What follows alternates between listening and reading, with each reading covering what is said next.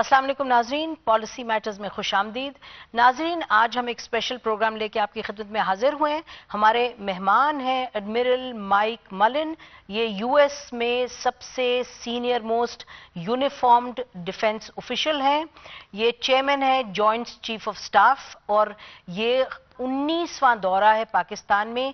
3 साल हुए इन्होंने टेक ओवर किया था as chairman joint chief of staff. उसके बाद ये पाकिस्तान मतवातिर आते रहे हैं।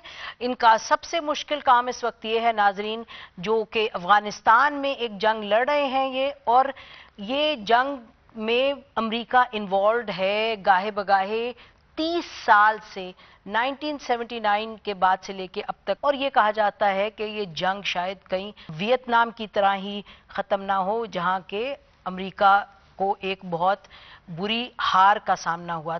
ये अभी अभी लौटे हैं इंडिया से। उनसे इंडिया के बारे में बात करेंगे, अफगानिस्तान के भी बारे में बात करेंगे। अभी ये मिल के आए हैं जनरल अशफाक कानी को, आर्मी चीफ को। Thank you very much for taking time out to talk to us. You've just come back from India, and in India we heard you talk about your concern, and you said you really worry that another 26/11, God forbid, would take place. What do you think India must do to avoid a 26/11? Well, I was here 2 or 3 days after Mumbai, and what I thought then is what I still think now, that kind of tragedy, we must all do everything we can to make sure that that does not occur again. I was struck by the level of, particularly in India at the time, level of outrage, and also had great admiration for the restraint that the Indian leadership showed. And at the same time, that was a step in terrorist activities which was somewhat different from my perspective, in the sense that it was a terrorist act that ignited great concern and emotion in two countries.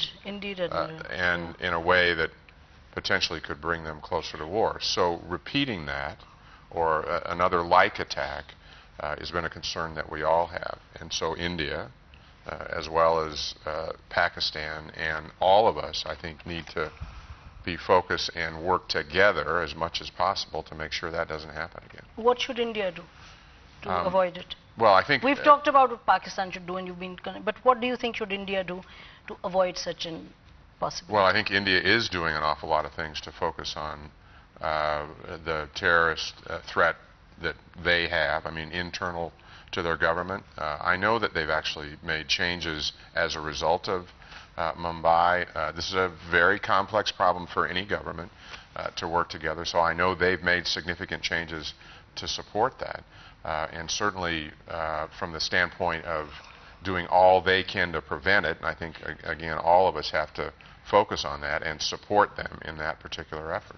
Do you ever think of Kashmir issue and its resolution as a contributing factor to peace in the region? Well, I mean, this is an issue certainly of great importance in the region, and since I've been coming here over the better part of the last 3 years. Your 19th visit to Pakistan. It is, and I think it's really important that we recognize the significance of the regional challenge, and Kashmir is a challenge that is really for Pakistan and India to solve, and to work to reach out to solve. And I think, for instance, the recent dialogue which has taken place is an important step.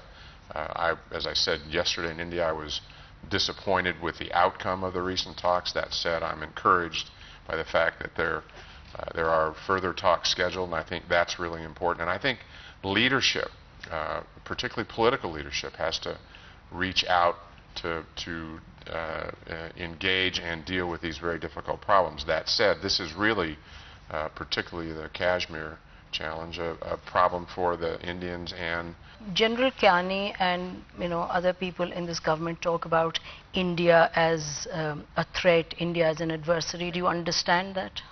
I certainly have been here an awful lot and have listened to that, and it was very clear to me from very early trips that I made here that Pakistan is very focused on India as a threat. Coming from India, I am literally almost every single Indian that I spoke with said that Pakistan does not need to worry about India from a threat standpoint. They have significant additional challenges. There's obviously two different views with respect to that. Certainly India has a very large military, a very large investment. Facing Pakistan, a lot of it is. Well, I mean, they have a very large military that faces, that meets challenges throughout their country, and an investment to support that. So certainly there are forces on both sides of the line of control. I understand that, and from that standpoint. And on international border also, India's troops, etc., and positioning of its air force assets, etc.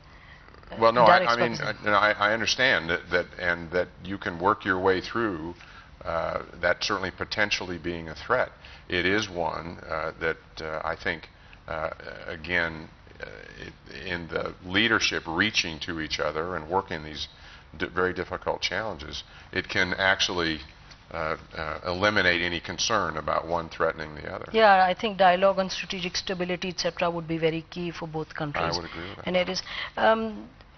On drone technology, how much have you been able to convince your administration that it would be something that Pakistan should get if it has to effectively, deal with terrorism within its own country?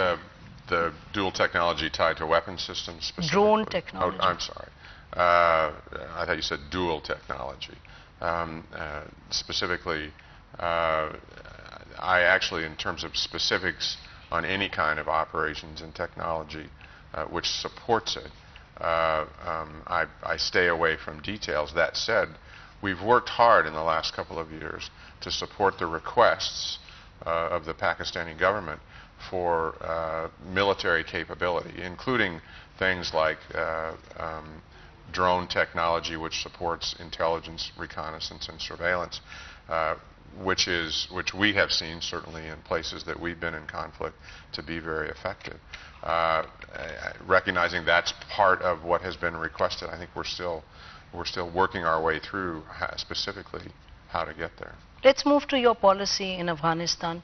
Is July 2011 a set date for the beginning of U.S. troops' exit from Afghanistan? July 2011 is the beginning of a process which will start the transition of responsibility for security to the Afghan National Security Forces, and it will include some degree of reduction in U.S. forces. Vice President Biden said as recently as last week it could be as few as a couple of thousand. Whatever the decision is, it will be based on conditions on the ground. We don't know where the forces will come out from, and we don't know how many.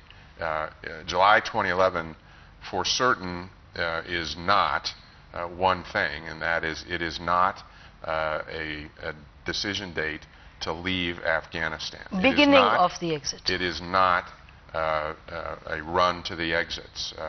It is the beginning of a process which will start to withdraw forces.